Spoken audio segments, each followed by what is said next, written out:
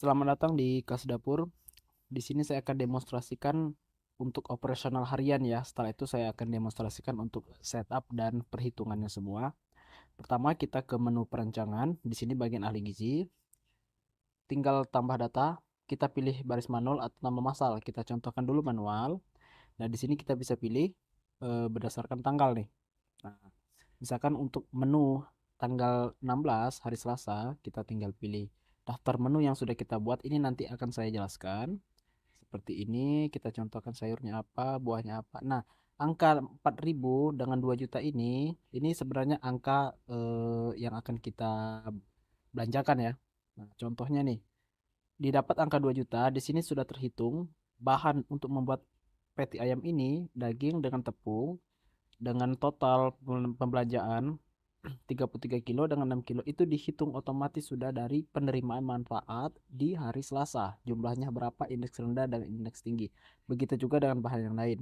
Nah, dari di total semua menu ini, didapatlah ini bahan yang akan kita belanjakan. Nah, di sini kita bisa langsung edit buffernya berapa, total jumlahnya berapa, kita langsung bisa edit. Misalkan kita jadi 32. Oke, seperti ini. Nanti ada icon sini diedit dan kita bisa rollback. Kita bisa preview juga untuk penerimaan. Nah, sini sudah diotomatis ya, otomatis ambil dari master penerima manfaat yang sudah kita setup. Jadi sudah masuk semua di sini, indeks rendah dan indeks tingginya totalnya berapa. Distribusinya kita juga bisa lihat nih. Nah, lokasinya dari 3B dengan data pendidik masuk statistik kita bisa lihat. Lalu untuk anggaran belanja mingguan nanti ini akan saya jelaskan lebih detail ya. Jadi kan bahan itu yang apa yang di stok gitu kan. Nah, berapa kali kita beli di sini dan porsinya juga sudah didapat di sini. Kita tinggal simpan jadwal. Nah, di sini ada biaya resepnya nih. Untuk indeks rendah biaya resepnya 6.000. Nah, PP-nya ya dari 8.000 dan indeks tinggi itu kan 10.000 ya. Nah, ini kita dapat 8.000. Maka total belanjanya itu sekitar 3 juta. Oke. Nanti kita tinggal simpan jadwal. Setelah simpan nanti muncul seperti ini. Tapi kalau misalkan mau langsung banyak, langsung dibuat seperti ini. Kita atur nih. Misalkan untuk tanggal 22 sampai tanggal 26 misalkan. Nah, di sini datanya sudah ada karena sudah diinput ya. Kita contohkan dari tanggal 28 sampai tanggal 3 seperti itu. Oke, hari Senin sampai Jumat ya. Kita tinggal pilih bahannya, seperti ini kita tinggal atur untuk jadwal mingguan, apapun menunya untuk karbohidrat, protein seperti ini. Ini kita tinggal tambahkan, saya langsung contohkan saja di sini.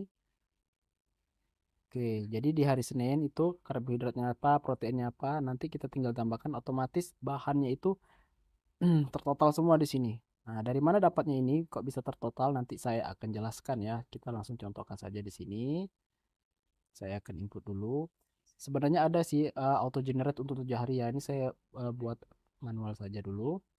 Nah, di sini ada perhitungan gizinya untuk hari Senin. Nah, ini total gizinya. Lalu untuk biaya resepnya untuk hari Senin, di sini indeks rendah, indeks tinggi. Ini sesuai nih, langsung ambil otomatis ngambil dari master penerima manfaat tadi. Nah, biaya resepnya aja. Maka total dalam 1 minggu itu 24 juta. Nah, kita tinggal simpan saja nih teman-teman ya. Nah, begitu nanti kita simpan. Ini tidak saya simpan dulu. Nah, muncullah seperti ini tanggalnya. Nah, di sini pun kita bisa detail, kita bisa rincikan ya kan untuk melihat dan juga bisa misalkan nih menu nasi jagung kuning kita klik. Nah, ini didapat nih total belanjanya sekitar 1 juta untuk satu menu untuk indeks rendahnya sekian porsi, indeks tingginya sekian porsi diambil untuk di hari Senin seperti itu. Nah, total belanjanya HPP-nya juga sudah kelihatan di sini. Nah, cukup jadi ahli gizi cukup tambah baris atau tambah masal selesai ya. Tinggal eh, buat rencana belanja. Atau kalau mau nggak ribet, nanti ahli gizi tinggal auto generate aja sih. Nah, dari tanggal berapa sampai tanggal berapa perkiraan belanja nanti jalankan otomatis eh, terbuat sendiri menu udah selama 7 hari. Oke. Kemudian di sini ada total belanja 37 juta itu dari yang tanggal 1 sampai tanggal 26 dan saldo mingguan ini di sini sudah ada penjelasan ya diambil dari mana nih dari dana yang akan eh, untuk belanja selama 1 minggu. Nah, ini ada perhitungannya. Mungkin via Google Meet kita akan jelaskan. Oke, setelah ahli gizi fix nih, untuk membuat menunya, tinggal buat perencanaan, maka akan masuk ke daftar PO. Seperti ini, kita hitung tanggal 1 sampai tanggal 26 misalkan seperti ini. Nah, inilah bahan yang akan dibelanjakan. Ini masuk sebagai akuntan ya. Nah, akuntan cek, dia bisa ganti vendor, ya kan? Ngerubah harga. Jadi misalkan vendornya berubah, nanti harganya mungkin bisa diatur otomatis simpan berdasarkan vendor. Nah, seperti ini, langsung terbitkan PO. Nah, ini sudah diatur nih, PO-nya terbit kapan. Nanti ini bisa di custom sendiri. Setelah klik terbit, maka akan masuk di sini nih, statusnya open. Nanti kepala atau akuntan, nanti yang kirim ke supplier. Begitu kirim, nanti akan muncul daftar PO-nya seperti ini ya. Nah, seperti ini ada jadwalnya yang akan tiba. Setelah itu dikirim, maka akan muncul. Misalkan ini dari PO 002, dia itu kan mengirim bahan itu secara berangsur ya setiap hari. Nah, dia dia ada PO-PO-nya tersendiri. Seperti itu. Lalu di penerimaan barang, nanti bagian akuntan, sorry, maksudnya di bagian aslap ya. Nah, dia melihat nih, tanggal sekian ada barang masuk, tinggal lihat seperti ini barangnya. Kalau sesuai, tinggal klik terima. Begitu klik terima, maka di bagian kepala, di bagian pengeluaran otomatis akan masuk di sini PO-PO-nya untuk ditransfer gitu kan. Nah, setelah disetujuin, nah maka saldonya di buku kas ini akan berkurang. Kita bisa lihat mutasinya di sini. Saldo keluar, saldo masuk, ya kan? Kita top up saldo dari BGN. Oke, setelah itu baru di bagian distribusi. Nah, setelah barang diterima kan, dimasak. Sebelum masuk ke distribusi ini, kita setup awalnya ya. Setiap mobil itu kita atur dulu nih, dari SD mana dia akan kirim. Ini sekali setup aja, sudah ditentukan. Nanti setiap hari di tanggal otomatis di hari itu, maka sudah tergenerate seperti ini. Nah, jadi tinggal checklist aja dari SD ini tinggal dikirim gitu. Nah, begitu dikirim nanti statusnya sedang di jalan.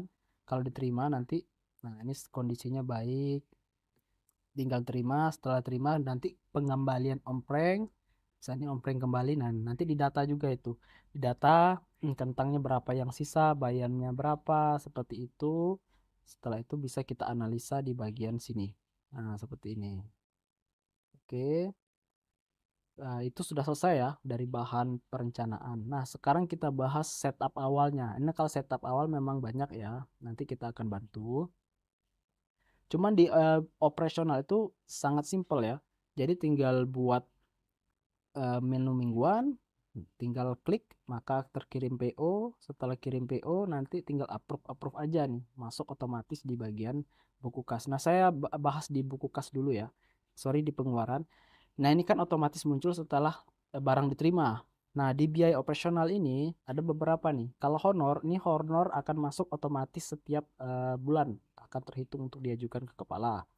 Nah, di bagian tagihan rutin, kita harus atur nih. PLN, misalkan air, nanti setiap tanggal jatuh tempo akan muncul sendiri di sini, tinggal diajukan ke kepala, setujuin, saldo terpotong.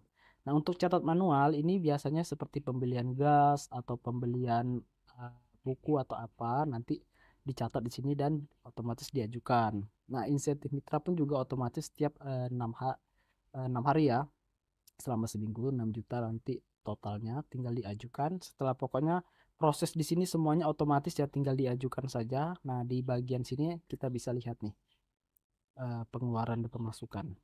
Oke, sekarang itu selesai ya untuk operasional. Nah, untuk setup awal, nah di penerima manfaat ini kita kan data dulu nih. Dari SD-nya berapa, ini kan sekali setup aja ya. Misalkan dari sekolah, kita lihat dari sekolah SD negeri ini, kita checklist. Nah, disinilah data-datanya. Kita bisa atur nih, tipenya indeks rendah, indeks tinggi, tinggal klik-klik saja. Nah, ini untuk reguler nih dengan khusus untuk yang alergi ya. Nah, kita bisa atur. Setelah kita setup semua di sini, ke jadwal penerima manfaat. Nah, disinilah untuk hari Senin, misalkan ada libur nih, dari SD ini libur. Kita tinggal klik saja di sini. Nah, yang mana yang libur, seperti itu. Dan ini sudah otomatis. Jadi saat kita buat rencana belanja di sini, nah itu kan otomatis tuh. Misalkan kita tambah data untuk tanggal 16, maka sudah otomatis terhitung itu jumlah penerima manfaat di tanggal 16 itu berapa gitu kan. Jadi kalau kita lihat di minggu-minggu misalkan nah ini kosong nih ya, ini tanggal 13 bulan 7 sampai 19 bulan 7, tinggal sinkronisasi. Maka terjadwal otomatis semuanya di sini. Total penerima manfaatnya. Oke, setelah selesai semua di sini, oke sebentar ya teman-teman ya.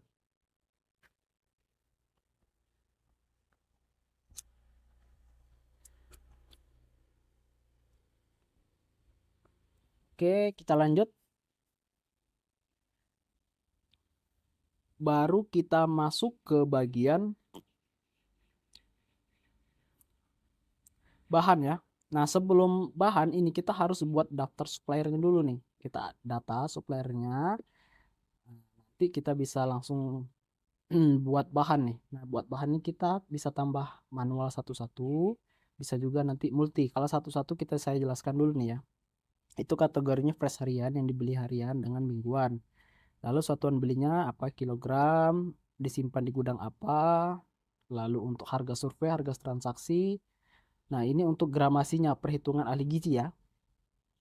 Jadi misalkan pisang dibelinya mungkin kiloan atau apa, nah, dalam 1 kilo itu berapa gram untuk perhitungan gizi nanti.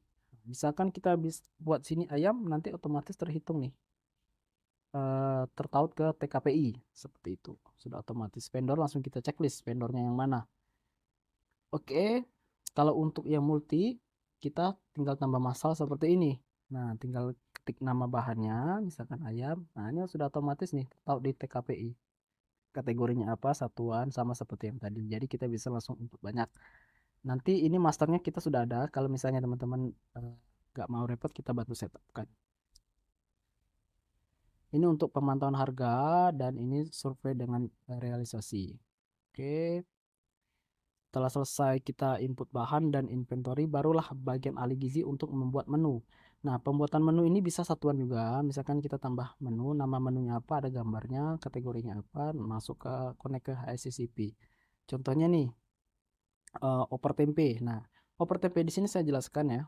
Ini saya kosongkan dulu biar enak ya. Nah, misalkan ditambah nih, oper tempe itu bahannya tempe. Nah, di bagian ini kita hitung dalam satu porsi. Porsi eh, rendah ya, porsi rendah itu dalam satu porsi berapa gram bahannya tempe. Misalkan 1 gram, porsi tinggi 2 gram, maka dihitunglah HPP-nya berapa. Seperti ini, saya rasa ahli gizi akan tahu. Untuk perhitungan gizinya sudah otomatis, sudah tertotal nih. Biaya resep indeks rendah dan indeks tinggi. Itu untuk menu oper. Nanti kita bisa tambahkan kategori yang lain ya. Nah, seperti itu. Ini sekali setup aja ya. Sekali setup aja, nanti setelah terhitung, ini kan untuk satu porsi. Nanti begitu di perencanaan, maka itulah diambil, dikalikan gitu ya. Dikalikan untuk menu oper tempe, dikalikan porsi rendah, porsi tinggi, diambil otomatis dari penerimaan manfaat. Seperti itu. Kalau misalkan mau tambah masal seperti ini. Ini lebih simpel ya. Jadi tinggal buat nama menunya, jenisnya apa, lalu gramasinya nanti otomatis muncul ya. Misalkan di sini sayur, nah, jenisnya karbohidrat. Nah, contohnya ini bahannya kita tinggal input aja nih bahannya. Gramasi untuk indeks rendah berapa? 12 gram, misalkan 15 gram untuk indeks tinggi. Untuk semangka misalkan 14 gram, untuk nanas 15 gram. Nah, ini resepnya sudah terisi otomatis. Sorry untuk perhitungan gizinya. Tinggal tambahkan lagi menu selanjutnya, misalkan tempe goreng. Nah, kita atur misalkan protein nabati. Nah, bahannya apa saja? Ini saya contohkan saja dulu. Nah, seperti itu. Kita tinggal input semua, sekali setup aja di sini. Simpan dah. Inilah dipakai untuk dipakai berkali-kali ya. Sekali setup di bagian sini. Nah, disinilah nanti munculnya. Nah, apa menu yang kita buat tadi? Seperti itu. Nah, angka-angka ini 1.300.000 ini kan kelihatan ya. Nah, ini kelihatan ya. Di sinilah yang saya jelaskan. Kenapa dapat angka 1.300.000 itu langsung dihitung berapa penerima manfaat di tanggal 16. Jadi kalau tanggal lain nanti bisa berubah kalau kita atur di master penerima manfaat tadi. Seperti itu. Lalu di bagian absensi, nah di bagian absensi ini kita setup dulu bagian-bagian untuk data honorernya ya. Nah, jadi pegawainya sudah di setup otomatis. Nah, di sini jadwalnya nih. Untuk jabatan persiapan, tarif per harinya berapa? Kalau ada lembur bisa diatur di sini. Oke, ini kalau diatur BPJS ini sudah ada presentasinya. Jadi tinggal ditambahkan untuk nama pegawai, nicknya, data-datanya, honor per hari seperti itu. Dan ini untuk absensi sidik jari ya, tinggal dimasukin nanti pinnya. Oke, sekali setup aja ini ya. Bagian di absen ini nanti hadir-hadir ini otomatis ngambil dari absensi. Kalau manual nanti tinggal klik-klik saja di sini kalau manual. Oke. Lalu rekapan kita bisa lihat ini honorernya. Bisa dilihat absennya, jam kerjanya kita atur di sini. Nah, ini perangkat untuk mentautkan nanti kalau kita bantu setup ya untuk sidik jarinya. Ini pengaturan. Lalu di bagian penggajian seperti ini sudah otomatis terhitung ya. Kita tinggal setiap bulan kita lihat sudah ada sendiri di sini. Dicek kalau sudah oke, ini harinya sudah otomatis berapa kali dia scan ya. Dikalikan. Nah, ini BPJS-nya sudah ada perhitungan. Tinggal ajukan di sini teman-teman. Ajukan pengeluaran seperti itu. Nah, inilah nanti masuk di bagian pengeluaran di biaya operasional. Nah, di sini otomatis masuk nih berapa yang untuk pengeluaran penggajian. Tinggal diajukan, ini statusnya diajukan, nanti kepala tinggal setujui. Begitu disetujui nanti akan terpotong di bagian buku kas ini. Saldo kasnya berapa. Oke. Lalu di laporan BGN, misalkan di periode ini kita tinggal preview. Nah, ini sudah otomatis datanya terisi semua. Nanti bisa diedit sih, diatur di sini. Nah, jumlah penerima manfaatnya, ini anggotanya semua terdata, harinya juga, hari kirimnya, lalu untuk SD-SD-nya porsi yang diterima berapa, operasionalnya, biayanya, semuanya ada semua. Ini sudah otomatis ya untuk laporan BGN. Kita tinggal upload foto-foto buktinya juga. Setelah selesai nanti ya tinggal print saja. Seperti itu. Jadi data yang ada di situ sudah otomatis ngambil dari semua yang ada di sini.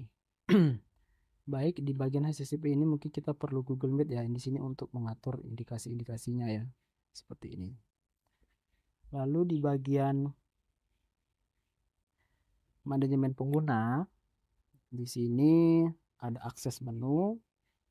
Kita bisa atur nih teman-teman. Di data user kita kan harus atur nih. Buat akun masing-masing ya, ahli gizi, akuntan, aslap, kepala dapur, kepala, kita buat akun masing-masing dan kita bisa atur nih, dia itu bisa akses menu apa aja. Jadi kita bisa custom sendiri di sini. Nah, di bagian ini nih, akuntan, ahli gizi, aslap, nah kita bisa atur dia bisa akses menu apa saja. Nah, setelah bisa akses menu apa saja, kita bisa setting juga dia itu bisa ngapain aja. Misalkan bisa sebagai approver gitu kan, maker, atau releaser. Nah, seperti itu. Kita tinggal checklist aja. Oke. Di sini master rule-nya kita bisa atur sendiri. Misalkan nanti bagian karyawan, satpam, nanti bisa punya akun masing-masing. Tinggal ditambahkan saja. Oke. Dan di sini pun juga kita bisa tambahkan nih teman-teman. Nah, struktur organisasinya nih. Tinggal kita atur distribusi. Nah, ini yang ngambil dari master nih. Seperti itu. Kepalanya siapa, profil dapur. Nah, inilah yang untuk laporan BGN tadi. Ini ambil dari data di sini. Nah, ini untuk fasilitas bantuan, semuanya tinggal ditambah fasilitasnya apa.